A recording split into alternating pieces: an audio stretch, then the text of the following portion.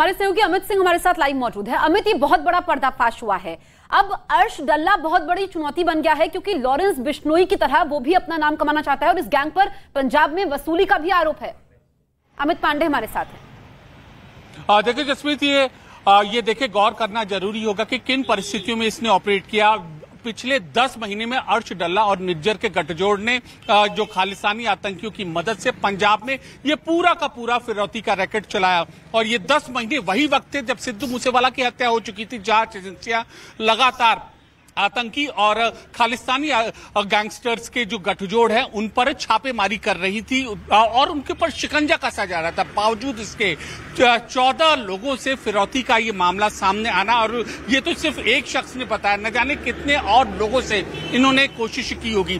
तो ये दिखाता है कि कितनी बुरी तरीके से आमदा है ये शख्स और जिसको पाकिस्तान की बैकिंग है, कि कैसे भारत का जो माहौल है वह बिगाड़ा जा सके और हर तरीके से, चाहे वो फिरौती के रूप में हो या फिर धार्मिक उन्माद पैदा करना हो या फिर भारत का धार्मिक सद्भाव बिगाड़ना हो, हर तरीके की साजिश इस गठजोड़ ने पाकिस्तान की मदद से रची थी और भारत को दहलाने की कोशिश की थी। जी बिल्कुल। और अमित, हमने ये भी देखा कि ये भी खुलासा हुआ है कि किस तरीके से इनका जो मॉडस ऑपरेंडी था, जिस तरीके से ये एक्सटॉर्शन के मामले जो लगातार सामने आ रहे थे, फिरौती मांगी जा रही थी, ये उसी तरह से काम करते हुए दिखाई दे रहे हैं जैसे पहले डी कंपनी काम किया करती थी। जी बिल्कुल। देखिए, अर्श डल्ला और हरदीप सिंह निज्जर और फिलीपींस में बैठे जो उसके राइट हैंडर मनप्रीत पीता, मतलब कि कनाडा में 2 गैंगस्टर बैठे हैं और फिलीपींस में अपने राइट हैंड को कह रहे हैं, वह पंजाब में अपने रिश्तेदारों को कह रहा है और फिर पंजाब में फिरौती वसूली जा रही है। पूरा एक विस्तृत नेटवर्क ये सामने आया और इससे पहले भी एनआईए समेत तमाम एजेंसियों ने ये बातें कही हैं, लेकिन पहली बार ऐसा है किसी गैंगस्टर के, किसी खालिस्तानी आतंकी के गुर्गे का यह बयान आपको टीवी पे दिखाया। और इससे यह सारी चीजें साबित होती कि कैसे तमाम एजेंसियों की जांच के बावजूद और उन पर नजर के बावजूद किस कदर यह आमदा है। लगातार एजेंसियां इस पर अपनी नजर बनाए हुए हैं और आने वाले दिनों में हम यही उम्मीद कर सकते हैं कि इस पूरे नेटवर्क से जुड़ी कई और अहम गिरफ्तारियां भी होंगी। और खालिस्तानी नेटवर्क ही नहीं, आईएसआई भी अब इनका साथ दे रहा है और मिलकर ये भारत को दहलाने की कोशिश कर रहे हैं, लेकिन उस कोशिश में कभी सफल नहीं हो पाएंगे। अमित, लौटेंगे आपके पास में। इस बीच रिपोर्ट आपको दिखाते हैं कि अर्श डल्ला के जरिए पाकिस्तान से भी भारत में दहशत फैलाने की साजिश रची जा रही थी। पाकिस्तान की खुफिया एजेंसी आईएसआई ने भी उसके जरिए भारत में अपने नापाक मंसूबों को फैलाने की कोशिश कर दी थी, लेकिन सुरक्षा एजेंसियों के अलर्ट होने से यह गैंग अपने मंसूबों में कामयाब नहीं हो सका।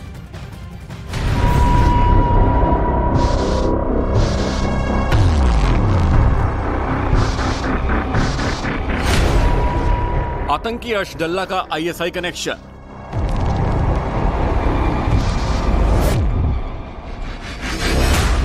धार्मिक सद्भाव बिगाड़ने की जहरीली साजिश।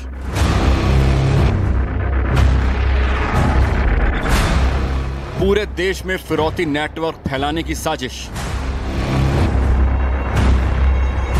गैंगस्टर आतंकी गठजोड़ में नए नए मामले सामने आते जा रहे हैं। फिरौती से शुरू हुआ यह मामला धीरे धीरे धार्मिक सद्भाव बिगाड़ने तक पहुंच गया और फिर पूरे देश में फिरौती नेटवर्क फैलाने की बात भी सामने आई।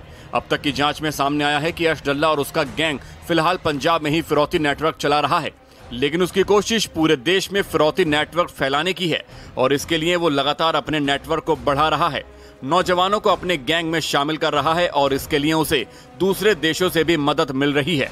और इसमें पाकिस्तान और उसकी खुफिया एजेंसी आईएसआई का भी नाम सामने आया है। पाकिस्तानी एजेंसी आईएसआई को लगातार ये डर सता रहा था कि सिद्धू मूसेवाला हत्याकांड के बाद जिस तरीके से तेजी भारतीय जांच एजेंसियों ने दिखाई है, कहीं उसकी पोल न खुल जाए, इसलिए उसने समानांतर तरीके से अर्श डल्ला नेटवर्क की मदद करनी शुरू कर दी और अंजाम ये हुआ कि 14 फिरौती को महज 7 महीने में ही अंजाम दिया गया। आईएसआई की मदद से अर्श डल्ला का गैंग लगातार बढ़ता गया और उसकी कोशिश पूरे देश में नेटवर्क फैलाने की थी। कनाडा में बैठा अर्श डल्ला का सीधा संपर्क खालिस्तानी आतंकी हरदीप सिंह निज्जर से था, जो फिलीपींस में बैठे अपने दाहिने हाथ मनप्रीत पीता को इन फिरौतियों के लिए निर्देश देता था।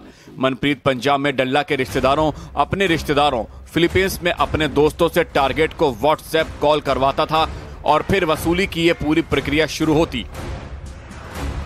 अर्श डल्ला लॉरेंस बिश्नोई की तरह अपने नाम का खौफ फैलाना चाहता है और इसलिए उसने खालिस्तानियों से हाथ मिलाया और फिर आईएसआई से भी सपोर्ट लिया।